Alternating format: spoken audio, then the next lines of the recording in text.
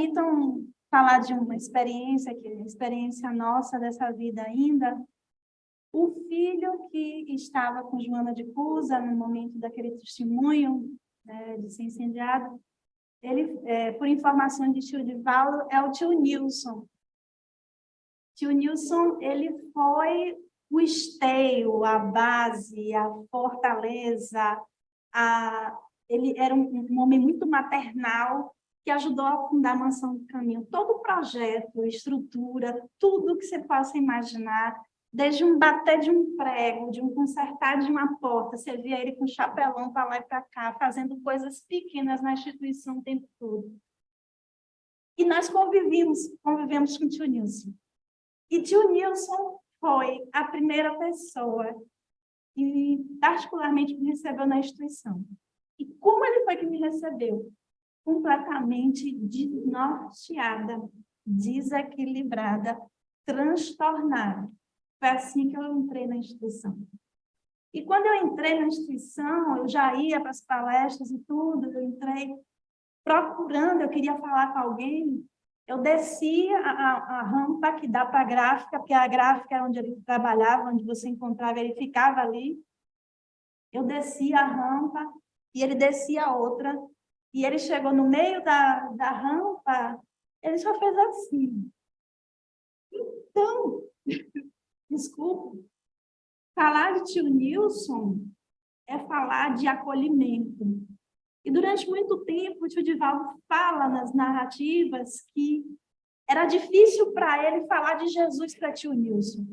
Era como se tio Nilson sentisse ainda uma certa mágoazinha no início, né?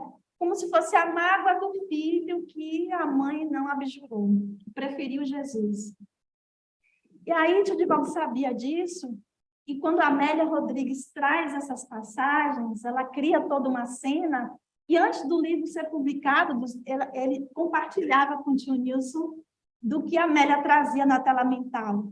Ele sempre fazia isso, sempre. Aí diz que chegou um momento que o tio Nilson falou, não precisa mais apresentar Jesus para mim dessa forma, não, porque eu já amo Jesus. Então, você imagina, né? De como... E o tio Divaldo era o outro filho, era o filho mais novo, que não estava nesse processo, né? Então, isso mexe tanto, e isso é tão real e tão palpável para todos nós, representantes que estiveram com Jesus, que viveram aquela época, estão perto de nós. E nós estamos aqui comungando de informações que eles foram um veículo para podermos trazer. E agora a gente vai falar da mãe de Jesus, que se fez templo vivo. Quando a gente observa uma mulher grávida, né? Com a gente olhar mais sensível de ver aquela barrigona, a gente vê ali um momento de cocriação. Deus se faz presente, Deus outorga aquela vida através do templo daquela mulher que é o útero. Imagina a Mãe Santíssima.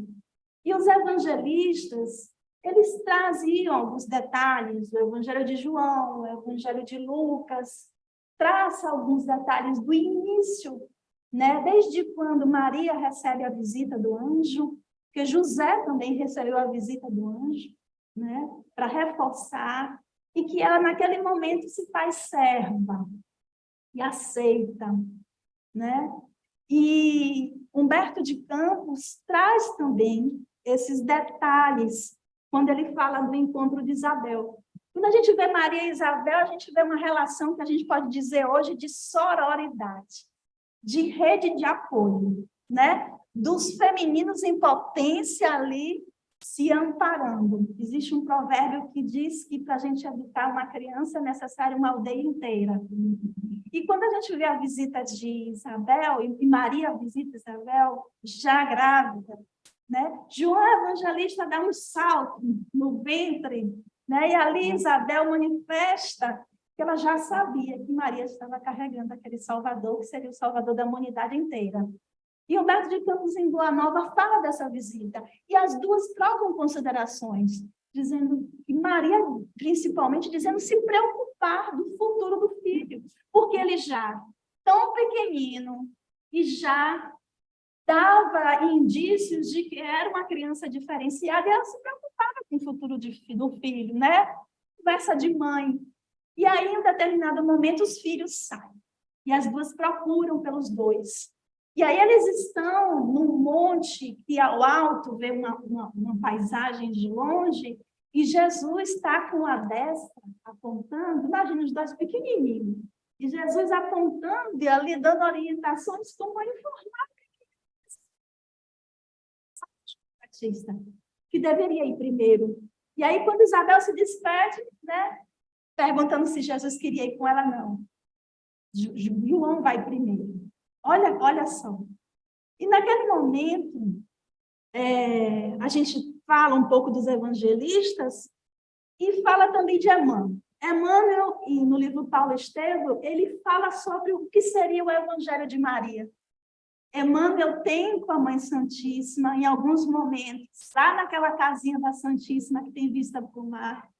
E Paulo, né, está ali recebendo da Santíssima todas as impressões da vida de Jesus, da fonte, da mãe. E ali ele decide, Paulo, para o futuro, criar um evangelho com os relatos de Maria. Mas as preocupações eram muitas, as viagens eram muitas. E o que foi que ele fez? Ele deu essa tarefa para Lucas. E aí conversou com Lucas e tudo, foi preso, e aí já pediu a Lucas essa orientação. E hoje a gente pode dizer, como Emmanuel fala, que o Evangelho de São Lucas é o Evangelho de Maria, que são as impressões de Nossa Senhora. E aí, no livro Luz do Mundo, Amélia Rodrigues, e falar de Amélia também é falar de uma poetisa na Terra, mas que ela pinta quadros da vida de Jesus na nossa tela mental. Quando a gente lê Jesus, a gente descreve a paisagem, descreve tudo, descreve as impressões, a natureza, e depois ela coloca Jesus. Né? E no livro Luz do Mundo, ela tem um capítulo chamado A Estrela de Belém. E isso me tocou profundamente, esse capítulo, porque durante muito tempo historiadores, estudiosos queriam saber o que foi a Estrela de Belém. Foi aquela estrela que, naquele momento, foi uma conformação de astros. Uns dizem que foi o cometa Halley que estava passando naquela região. O que era aquilo? E aí a Amélia diz que, naquele momento, foi uma conjunção. Ela diz o seguinte: conjunção entre as duas esferas de espíritos que geraram um facho luminoso, poderoso, que indicaria, no lugar das tradições, onde nasceria o Salvador. Então, eram espíritos, gente, a Estrela de Belém, indicando o ponto certo de onde nasceria o Salvador. Né? E aí, no livro Caminho, Verdade e Vida, Emmanuel fala sobre as bodas de Caná. E o capítulo do livro é Palavras de Mãe. Maria, naquele momento, ela pediu ao filho, né, que ainda não tinha uma vida pública para poder, ainda não tinha os milagres de conhecimento de todos, e ali Maria pediu. E aí Jesus, atendendo a mãe, né, Maria chega para os serventes e fala aquela frase, né, que diz muita coisa, né? Sua mãe disse aos serventes: fazei tudo o que ele vos disser. Então, é assim que a gente também vê Nossa Senhora nas nossas vidas. Os católicos, eles têm uma frase que eles falam, né? Pede à mãe que o filho atende, né? Como se a Nossa Senhora fosse uma ponte mais fácil, mais rápida. Sensibiliza esse coração de mãe aí que o filho na hora vai atender. E é assim que a gente vê também. E no livro Lázaro Redivivo, Humberto de Campos, ele traz uma análise que ele fala das impressões de Nossa Senhora nos momentos da prisão de Jesus, nos momentos do Calvário e nos momentos da ressurreição. E me permitam falar algumas impressões. Na prisão de Jesus, Humberto de Campos diz assim: Maria manteve-se vigilante, afastando-se da casa modesta a que se recolhera, ganhou a rua e intentou penetrar o cárcere. Toda a vida não conseguiu comover o coração dos guardas. Jesus preso. A mãe faz o quê, gente? Corre, chega para os guardas. Pelo amor de Deus, deixa eu entrar. Né? E não conseguiu comover os guardas. Em outro instante já, ela quis aproximar-se a fim de libertar-lhe a fronte sangrenta e arrebatá-lo da situação dolorosa, mas o filho, sereno e resignado, endereçou-lhe o olhar mais significativo da existência. Ela queria tirar a coroa, ela queria, mas o olhar de Jesus ali estava dizendo tudo a ela. Então ela compreendeu que ele a induzia à oração. E em silêncio lhe pedia confiança no Pai. Conteve-se, mas o seguiu em pranto, rogando a intervenção divina, ainda no papel de mãe. E aí, em outro momento, em copioso pranto, viu seu filho vergado ao peso da cruz, ele caminhava com dificuldade, corpo trêmulo pelas vergastas recebidas, e obedecendo ao instinto natural, Maria avançou-se para oferecer o auxílio à mãe novamente. Contiveram-na, todavia, os soldados que rodeavam o condenado divino. E aí, lá na ressurreição, ou antes, ela recorre ao Pai em oração. Mas o filho que tanto fazia bem, por que não tinha uma intervenção divina naquele momento, para que tudo parasse? E ali, ela tem a reflexão. Sim, Jesus era seu filho. Todavia, antes de tudo, era um mensageiro de Deus. Ele possuía desejos humanos, mas o Supremo, ela possuía desejos humanos, mas o Supremo Senhor guardava eternos e insondáveis desígnios. O carinho materno poderia sofrer, contudo, a vontade celeste e regozijava-se. Poderia haver lágrimas em seus olhos, mas brilhariam festas de vitória no reino de Deus. Suplicar aparentemente em vão, porquanto certo, todo-poderoso atendera-lhe os rogos, não segundo os seus anseios de mãe, e sim de acordo com os desígnios divinos. Então, em todo momento, ela fez o que a mãe faria, intercedindo. E só no último momento de reflexão, ela teve esse consolo, né? E aí, Amélia Rodrigues ainda traz em outro livro, chamado Até o Fim dos Tempos, uma passagem belíssima, capítulo 23, que se chama Dimas, Arrependimento e Recuperação. E a gente tem a história de Dimas, o bom ladrão, como foi conhecido. E Jesus, ele é crucificado com Dimas à direita e outro ladrão à esquerda, entre dois ladrões. E Dimas, desde pequeno, ele foi criado num lar sem pai. O pai dele desencarnou cedo e Tamar, sua mãe, estava ali cercando de todos os cuidados, mas ele desde pequeno já demonstrava uma tendência para pequenos furtos, uma tendência para o crime. E ela, ansiosa, se perguntava por que o filho tinha essa tendência ainda. Aí ele ficou noivo de Esther. E tanto Tamar como Esther sentiam seu coração anuviado e pediam a ele para parar com aquela vida. E aí ele disse o seguinte, elas duas, para acalmar as duas, ele disse que teria uma viagem e que depois dessa viagem ele ia se casar com Esther e ele ia conseguir uma soma de dinheiros que daria para eles ficarem bem. E o que foi que aconteceu dessa viagem? Foi uma emboscada. Ele foi preso naquele momento. E ali, quando ele estava no momento da crucificação, que ele viu Jesus no meio, ele olhou o crucificado ao redor, e ele vê Tamar e Esther. E aquilo, para o coração dele, foi um momento de grande arrependimento. Né? Ele olha para o lado de Jesus, e aí ele pergunta a Jesus, né, se aceita ele no paraíso. Pergunta.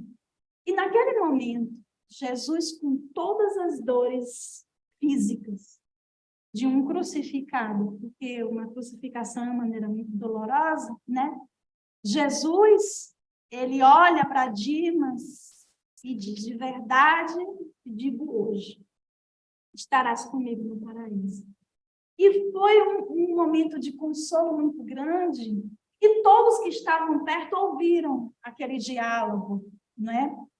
E aí, acompanhando a cena grandiloquente, a sua mãe, Maria, percebeu a outra mulher quase desfalecida, acercou-se-lhe com um passo trôpego e interrogou-a com a voz trêmula: é teu filho, o crucificado da direita? E ela disse: sim, é meu filho. Então, mulher, se meu filho, o do meio, disse ao teu filho que o atenderia, crê, porque meu filho é excelente filho de Deus, o seu Messias.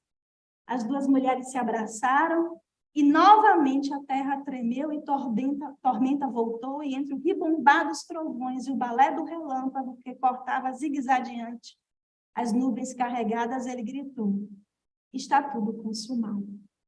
Então, que força que essa mulher encontrou dentro da dor, do luto dela, naquele momento, para poder confortar a outra mulher. O olhar, a sensibilidade do olhar, né? Às vezes a gente está numa dor tão profunda que a gente só consegue ver a nossa dor. Mas a Mãe Santíssima, ela viu a dor de Tamar. E ali ela consolou aquela mulher. E aí a gente fala muito da Mãe Santíssima, da vida que ela teve na Terra. A gente fala do momento dela com João Evangelista, que João, naquele momento ali, né, estava fazendo o papel do filho da humanidade inteira, acolhendo ela. Ela passou um tempo na Bataneia, depois ela foi para Éfeso, e ali, ela na casinha, que foi conhecida como a Casa da Santíssima, ela reproduziu ali na Casa do Caminho, de cuidados. Era um momento em que as pessoas ouviam falar de Jesus pela mãe de Jesus. E em um momento ela recebeu um andarilho, apareceu, e esse andarilho apareceu numa noite, e começaram a conversar, e ela ouvia as palavras desse andarilho, que eram palavras que tocaram profundamente o coração da Mãe Santíssima, né? Porque até então as pessoas iam para receber, e aquele andarilho chegou ali para dar, para confortar, né? E ela ficou embevecida com as palavras dele, e ali, de repente, ele estende as mãos e ela olha as chagas. Aí ela confere, olha para os pés. Ela fala: meu filho, né? E aí ela não se conteve e passa a mão pela lança, que tanto causou sofrimento a ela ver aquela lança transpassada, e está ali a chaga. E naquele momento, ela se joga aos pés, tentando beijar os pés dele, ele não, ele levanta, né? É ele que está ali, dizendo a ela: meu pai mandou, né, dizer que tu serás rainha, né, dos anjos, vem ter comigo.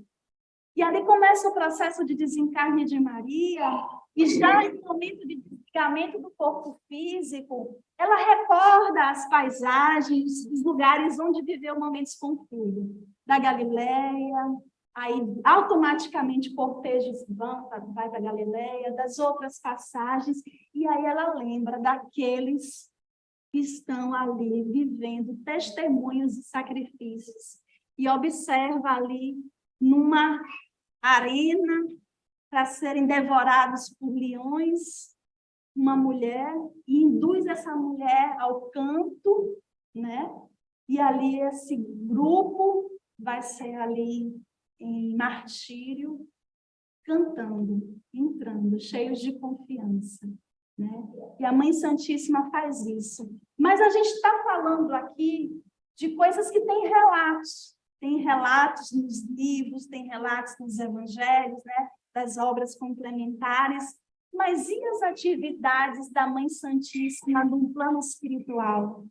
Será que a gente sabe? Será que a gente tem conhecimento de tudo que Nossa Senhora faz no mundo espiritual? E aí, uma médium notável, Ivone do Amaral Pereira, no livro memorável, chamado Memórias de um Suicida, Um livro rico, forte, denso, mas necessário, né? O espírito Camilo Botelho fala sobre um grupo de espíritos chamado a Legião dos Servos de Maria.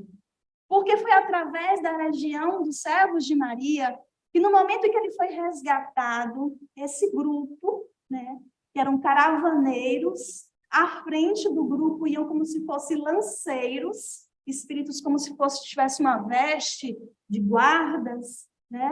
E ali, em um determinado momento, chegam até ele com grande amorosidade, que eles viviam em Furnas, né? Ah, Furna tal, e local tal, Camilo Botelho, ele ouve o nome dele, porque antes ele via a atuação desse cortejo dos servos de Maria resgatando os espíritos suicidas, né?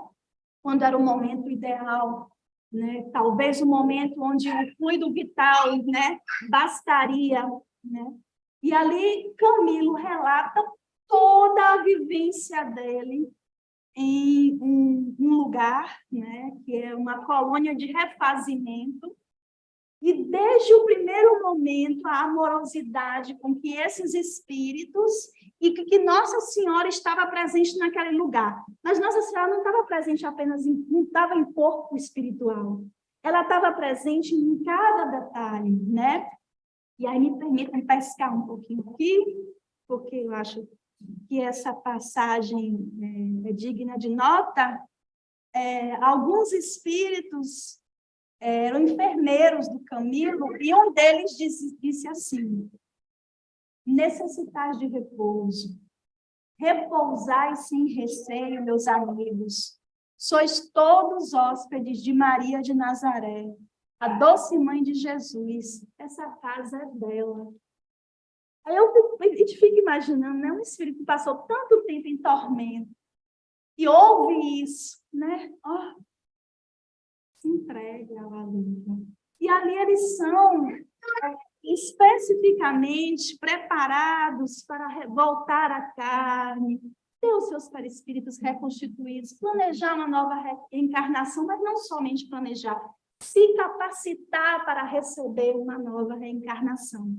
E aí a gente entra em contato através de Sóstenes, o diretor da colônia, né? De um espírito na Mansão Esperança.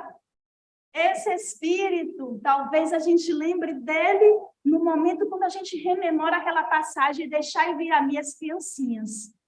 É o Aníbal. O Aníbal foi uma das crianças que fez parte daquele contexto, né? Onde as crianças vão ter com Jesus e os discípulos tentam afastar as crianças. E aí, Jesus pega o Aníbal e traz como exemplo: deixai vir as minhas criancinhas. E Aníbal, ele se transformou depois daquele momento. Aníbal se tornou um servidor de Maria. Aníbal, ele ganhou tanto em grandiosidade que nessa colônia ele era uma espécie de professor. E ele ensinava a todos os espíritos que estavam ali em recuperação tudo que ele ouviu do próprio Jesus. E ele diz uma coisa, que quando Jesus falava, ele imprimia, às vezes ele não precisava nem palavras, ele imprimia na tela mental tamanha força, que aquele encontro bastava. Ou então a gente pode imaginar como é que Jesus, lá no Sermão da Montanha, conseguiu se fazer ouvir com vento, com não sei o quê, para tanta gente. Às vezes as palavras articuladas elas não eram necessárias, eles ouviam na acústica do coração. E Aníbal, ele atesta isso, né? E Aníbal, ele está tão envolvido com a educação de crianças e adolescentes e com suicidas, que ele se faz, a aparência dele é uma aparência angelical, é uma aparência de menino, como se aquela impressão daquela vivência com Jesus ficasse ali no perispírito, né? E aí ele tem um convite do próprio Jesus. O próprio Jesus chega para Aníbal e faz um convite, e diz assim: vai, Aníbal, e dá os teus labores à legião de minha mãe. Socorre com meus ensinamentos que tantos preza os que mais destituídos de luz e de forças encontrares confiados aos teus cuidados. Pensa de preferência naqueles cujas mentes são desfalecidos sob as penalidades do suicídio. Entreguei-os desde há muito à direção de minha mãe, porque só a inspiração maternal será bastante caridosa para erguê-los para Deus. Ou seja, Maria atua no mundo espiritual com os espíritos suicidas a pedido do próprio Jesus Cristo e pede ao Aníbal para também fazer essa tarefa, né? Isso é muito lindo de atestar. E se a gente quiser falar sobre mais uma, que eu vou terminar, né? Mais uma atuação de Maria no plano espiritual, a gente traz Maria Dolores. Maria Dolores, que psicografou o Chico Xavier, e Maria Dolores, a gente também tem uma história pessoal. Maria Dolores, baiana, que viveu ali em Salvador durante muito tempo, ela que ofertou o primeiro jogo de jantar da Mansão do Caminho. Ela que concedeu, né? E Maria Dolores viveu com muitos de lá, uma tia da mansão chamada Moema, a família de Moema era a família amiga de Maria Dolores, eles tinham muito contato. E Maria Dolores, através de Chico, ela traça páginas de poemas de beleza inesquecível. E uma delas se chama Retrato de Mãe. Depois de muito tempo, sobre os quadros sombrios do Calvário, Judas, cego no além, errava solitário. Era triste a paisagem, o céu era nevoento. Cansado de remorso e sofrimento, sentara-se a chorar. Nisso, nobre mulher de planos superiores, nimbada de celestes esplendores, que ele não conseguia divisar, chega e afaga a cabeça do infeliz, em seguida, num tom de carinho profundo, quase que em oração, ela lhe diz: meu filho, por que choras? Acaso não sabeis? Replica o interpelado, claramente agressivo. Sou um morto e estou vivo. Matei-me e novamente estou de pé. Sem consolo, sem lar, sem amor e sem fé. Não ouviste falar em Judas, o traidor? Sou eu que aniquilei a vida do Senhor.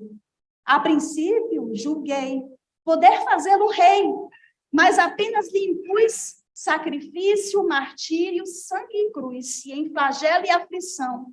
Eis que a minha vida agora se reduz. Afastai-vos de mim. Deixai-me padecer neste inferno sem fim.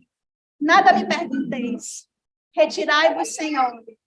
Nada sabeis da mágoa que me agita.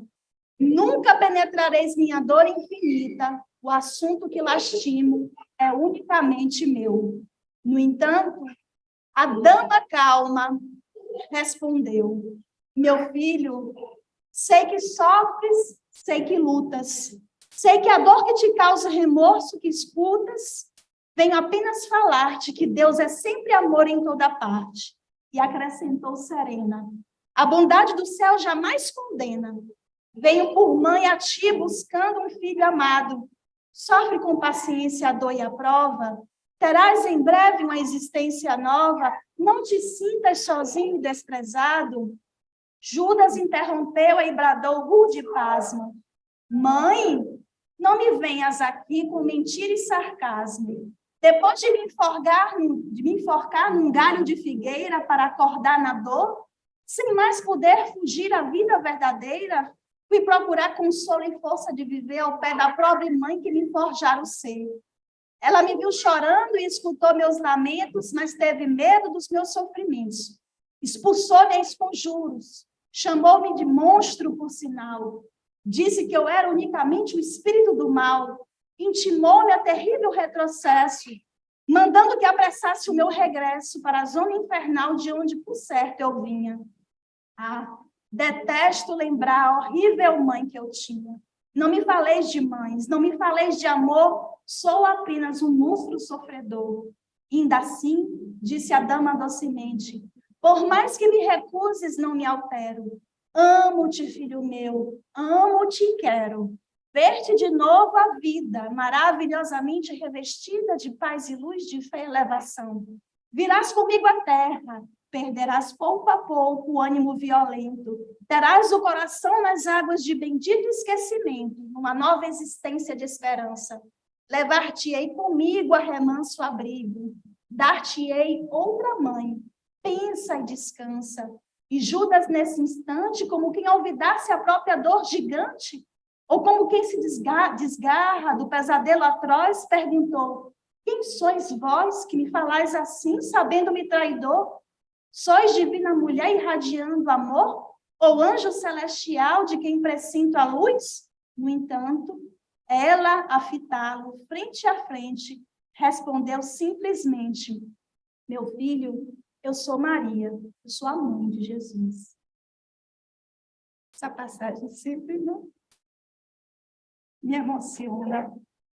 Que além de ela socorrer a Tamar, a mãe de um ladrão do Dimas, ela vai se preocupar em socorrer aquele que foi o motivo, né, para o filho ser crucificado.